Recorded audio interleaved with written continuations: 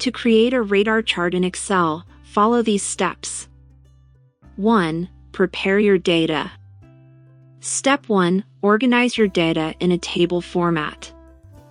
Each column represents a category, and each row represents a different data series or set of values. 2. Select your data. Step 1. Highlight the range of cells containing your data. 3. Insert radar chart. Step 1. Go to the Insert tab on the Excel ribbon. Step 2. In the Charts group, click on Insert Waterfall, Funnel, Stock, Surface, or Radar Chart. Step 3. Choose Radar or Radar with markers depending on the style you want.